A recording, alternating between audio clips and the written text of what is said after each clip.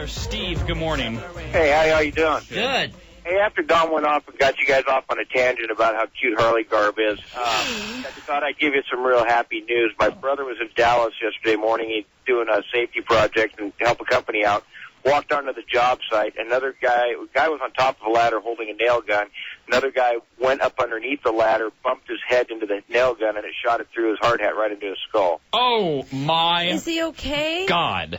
My brother's flying out this morning. He's going to stop by and see how the kid was, but it appears he's going to be okay. Just had about a half an inch of nails sticking into his head. The hard hat. Oh, God. I'd leave it. Climb out of there to fix it. Yeah, I'd leave it in. If it's not doing any damage, why don't you leave the nail there? It's a war wound. I'd keep it in. Give him a tetanus shot. If you are a parent out there and was listening earlier, and that lady who called up said, you dress your kid up like a badass and nobody will mess with him. Right. Get a kid with a nail in his head. That's a kid. Nobody will mess with that kid. Jeez. So this happens a lot more often than you think. These nail gun accidents are going on all the time. I wish Fox would dedicate an entire show to nail gun accidents. When good nail guns go bad. Can we make it a little more inclusive? Power tools in general. Okay. I mean, all right. Power tools. There she goes. Don't fag that up. Now okay? she's going to Just fag up shut tools. Just shut up. Is this possible? What's left for her to fag up? God, you fag up everything. Thank you. Power tools. Last night was drill bit night at the Rossi bedroom. All right. All right. Is your hickey gone? As long as we're bouncing from topic to topic. If anybody noticed if Let me Dawn's see. I don't know. Let me see. No. Turn your Come head. on, let me see. Turn your head. Let me see. It's embarrassing. I'm not That's going to, what it should show be. it off again. As Dawn said yesterday, we like to bite. I didn't say that. Right. The hickey is gone, by the way. You have can't it say on how many cold spoons you used yesterday when you got home. Are you laughing because I'm telling the truth right now? It was something. She spent hours scrubbing, She knows a secret on how to get them out. And did you chew him out? Did you call and just yell at him? You son of a bitch! You know how hard it is to work with those two anyways? Oh, no. He probably has a matching one today. I'll show you. Somehow you worked that into drill bit night, huh? Drill bit night. The stuff you come up with is just so off the wall. Right, it's way out there. Ooh, I am really out on left field with that one, aren't I, Dawn? Mm-hmm. Yes. Hello there, John. What can we do for you? Hey, is this Rob Arnie Don? Yes, sir. What's going on? I was calling about the air guns, the nail guns. Yes, sir. I had a friend try to shoot one into a bottom of a 4x4, and it hit a knot and went right into his hand. The nail went. Stuck in his hand. Did it go through? Did it go all the way through, front and back? Yeah, it went into the wood, hit a knot, and it went right into his hand, stuck in his hand at the hospital. Was his hand attached to the wood, too? Yes. Oh, God. It hit the bone in the hand. It stuck to his bone. And does he have full use of his hand now? Well, I guess so. I think so. Yeah. See, this is the I've seen thing. him in a couple years, but... Oh, okay. No. See, this is the thing with guys. This is so funny. You only find out enough, and then you don't find out the rest. The other important stuff, is he okay? What happened afterward? I mean, you just get the little juicy stuff that's gory enough for you, and that's it. You're out. No more. Hey, Don, I'm going to let you in on a little secret that guys have. We don't care about the rest of the stuff. That's why we don't get... If we cared about the information, like he cared about what it went into. Yeah. He knew that it went into a knot in a 2x4. That's pretty darn descriptive. Sure. He knew everything there, and then that's it. We don't care after that. They get it out, well, whatever. And I have to be totally honest. It's only from 14 years of radio that I even asked that question, if he has his hand, because it's the kind of thing that I know certain women care about. I did not care about that answer at all. I know you didn't. Unless this is why you asked the question if you're doing a talk show. The answer would have been interesting to me and to Arnie and to Nick if the answer would have been, well, actually, the nail caused him to get gangrene and his hand slowly fell off and now he's got a hook there. That would be cool. Right? But then again, it wouldn't be enough. Well, what color's the hook? Is it sharp? Hello. Mike, good morning. Morning. Hey, Mike. Hey, I have a friend who was injured with nails, but not with power tools. He did it with a hammer on his own. Now, how did that accident happen? Why would you keep pounding the nail then? Well, no, they were trying to be professionals. Set it with one and drive it really hard with another all the way in. Right. and he didn't hit it quite square and caught the corner of it, and it flipped up and hit him in the eye. Oh, in the eye? Ooh. Yeah. And the nail stuck into the guy's eye? The nail stuck into his eye. Oh, God. Wow. Now, since I've been doing radio a long time, is his eye okay? Can he see? He can. He was told he wouldn't see, but he's fine now. Did he pass out? They were doing a 2-story house, and he fell inside, like into the floor of the second story. That's why you ask if he passed out. Okay. Perfect example, Don, because you hear that he fell. That's great. Something just occurred to me. The earlier caller, John, whose friend got his hand nailed to the actual plank of wood, that's Jesus style. That's right through the wood, right through the bone. Could you imagine how much easier that would have been back in the old days instead of, like, actually hammering the spikes through his hand? Just walk around with a nail gun. Thanks, Nick. Hello, Eric. Good morning. Nick. Eric, you there? Let's try Sean. Good morning, Sean. Go ahead. Hi, how you guys doing? Good. How about you, buddy? Not too bad. Hey, I got a nail gun story for you guys. I love this. Happens all the time. Nail gun talk. Go ahead.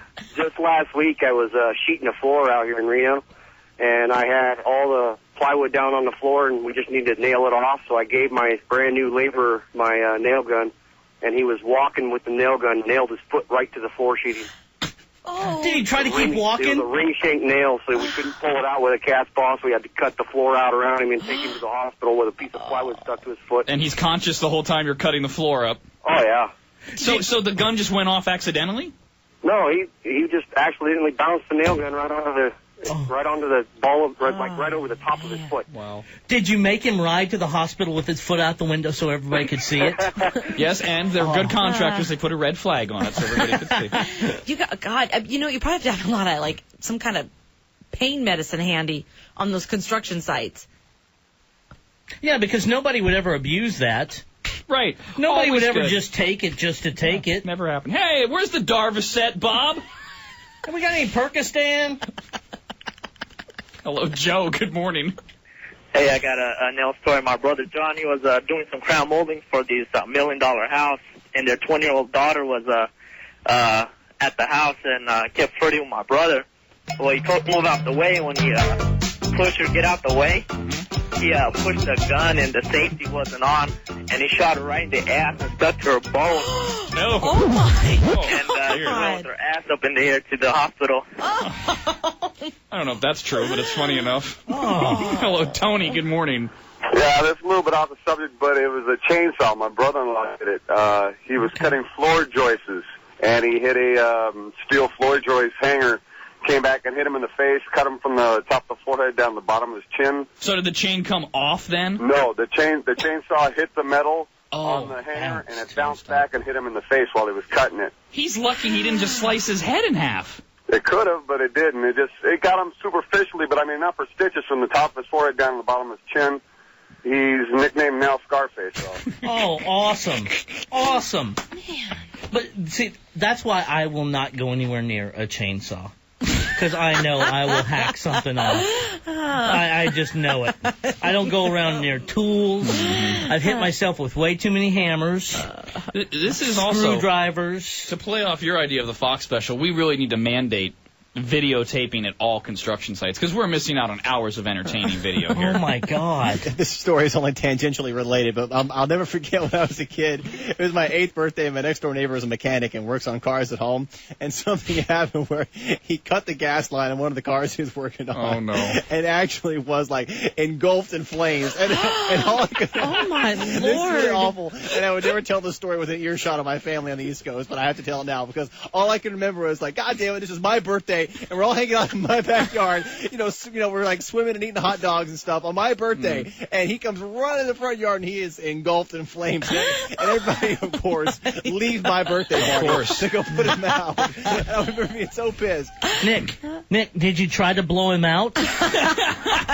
Did you ever see the episode of Cops where the guy was working on his neighbor's car and allowed some fluid to drain accidentally and then burned down his neighbor's house? Oh, my God. Oh, it's hilarious. Hello, Ruth. Good morning. Hi. I wanted to tell you a nail story. Sure. My uncle owns a Christmas tree lot in Modesto, and a couple years ago, he was nailing one of those crisscross stands on the bottom of a Christmas tree.